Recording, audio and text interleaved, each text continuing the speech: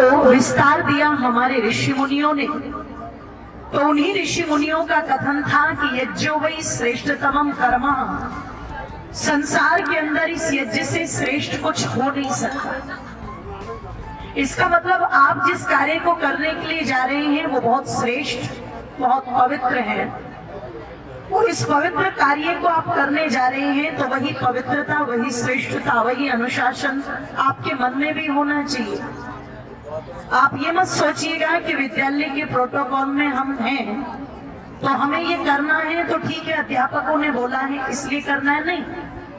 ये हमारी संस्कृति है, ये हमारे वेदों की, हमारे ऋषि मुनियों की परंपरा है, और केवल ये एक हमारा धार्मिक कृत्य नहीं है, अपितु अभी कोविड-19 जिसने पूरे विश्व को प्रभावित करके रखा, उस कोविड-19 के अंतर्गत हमारे भारत के बहुत सारे वैज्ञानिकों ने शोध किया। दिल्ली के अंदर एम्स हॉस्पिटल के अंदर हमारे विद्वान हैं डॉक्टर गंगा शरण जी आर्य, उन्होंने एम्स हॉस्पिटल के अंदर इस पर सर्च किया कि जिस वार्ड के अंदर कोरोना के मरीज थे, पेशेंट थे, वहां पर उन्होंने थोड़ी सी अग्नि जला करके उस पर गोबर डाला, देशी कपूर डाला और कुछ और औषधियां डाली। बंसल जी आप भी सुनिएगा। और दूसरा जो वार्ड था उसमें ट्रीटमेंट दवाइयों के माध्यम से चलता रहा। आप लोगों को जानकर के ये हैरानी होगी कि जिस वार्ड में केवल दवाइयां दी जा रही थी, वहां से हर दिन किसी न किसी मरीज की मृत्यु होकर के निकल रही थी। और जिस वार्ड में इन देसी चीजों का प्रयोग किया जा रहा था, वहां पर जिन लोगों को पता लगा कि ये कहा जाता था ये बचेंगे नहीं, वो लोग उस वार्ड में बिल्कुल ठीक ठाक हो गए।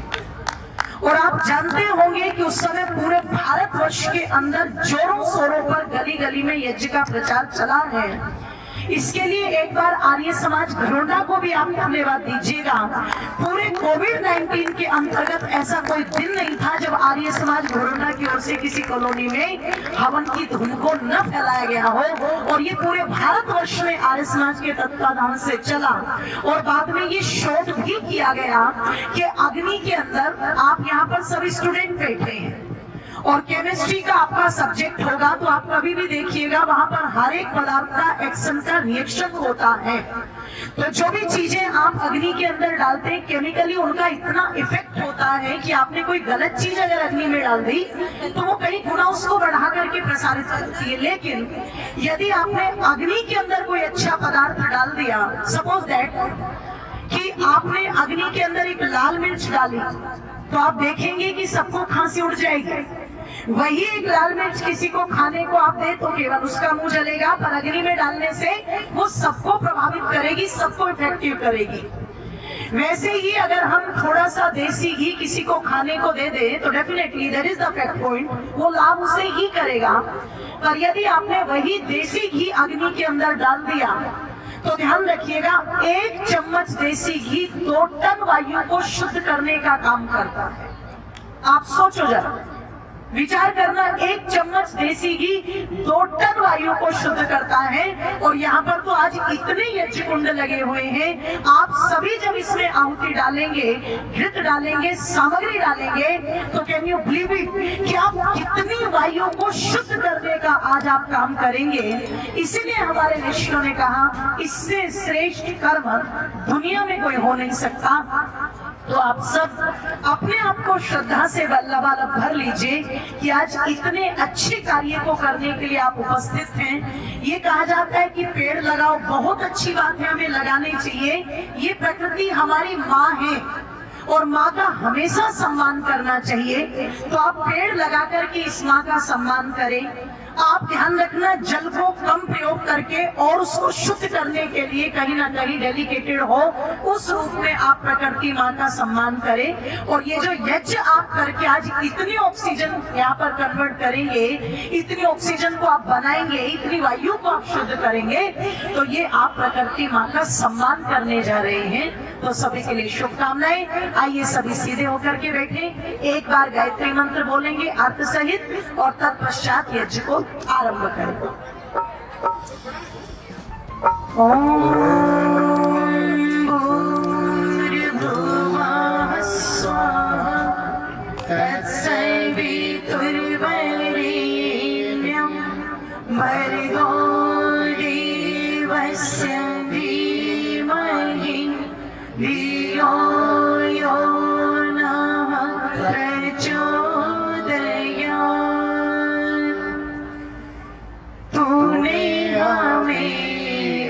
हमने किया पालन कर रहा है तो तुझसे पाते प्राण दुखियों के कष्ट हरता है तेरा महान तेज है छाया हुआ सभी स्थान सृष्टि की वस्तु वस्तु में तू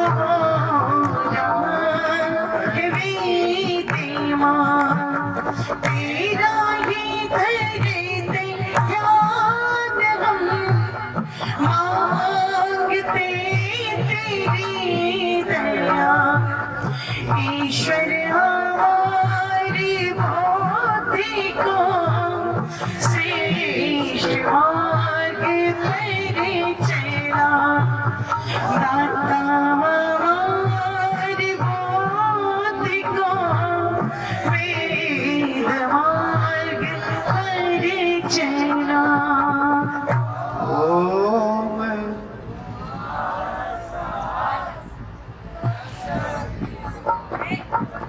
आचमन करेंगे सभी, सीधे हाथ में जल ले लें। अमृता पिधानमसि स्वाहा। तीसरा आचमन ओम सत्यम यशः श्रीर्मयि श्रीशतां स्वाहा।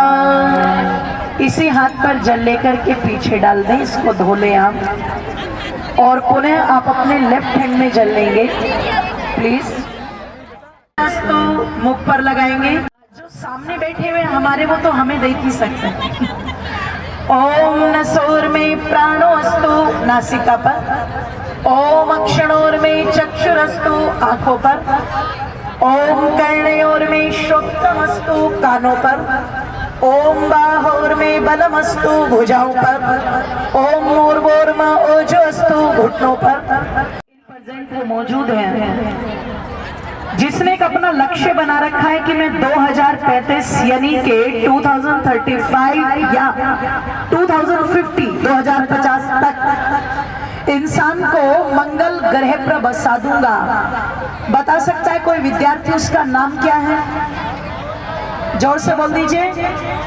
Thank you so much. Alone Musk, you know that.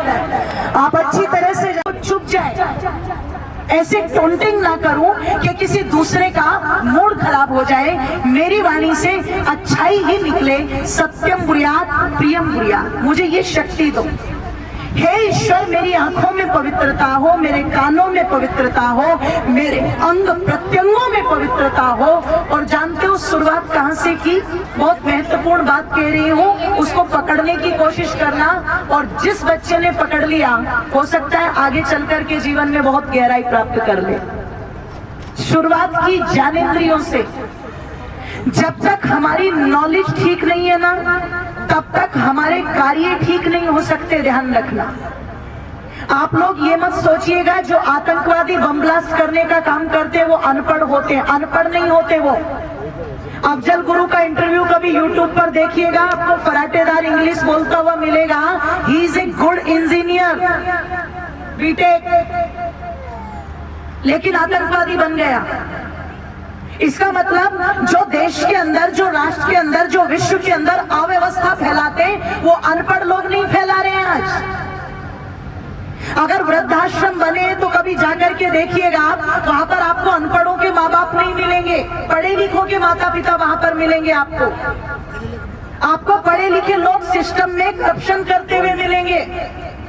इसका मतलब नॉलेज तो है, पर कहीं ना कहीं उस नॉलेज को गलत दिशा में प्रयोग किया जा रहा है। तो हमने परमात्मा से कहा मेरा ज्ञान शुद्ध हो, मेरा ज्ञान पवित्र हो, तो मेरे कर्म अपने आप पवित्र हो जाएंगे। ये प्रार्थना की, इसलिए नाटक नहीं था, ये भगवान से प्रे की जा रही थी।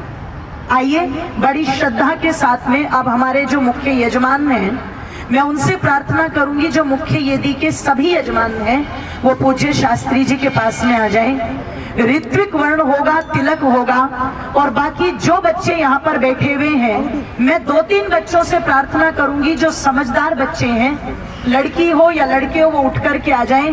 बाकी वेदियों पर सबको तिलक वहीं पर किया जाएगा उन बच्चों के द्वारा, पर मुख्य वेदी के सभी यजमान, हमारी जो यहाँ पर बहनें भी बैठी हैं यजमान पत्नी, वो भी उठ करके आ जाएं, सभी आ जाएं। देव जी आप भी आइए। इस वेदी के सभी यजमान, छोटे छोटे बच्चे भी सब आएंगे, आ जाइए, आ जाइए, आप आगे आ जाइए।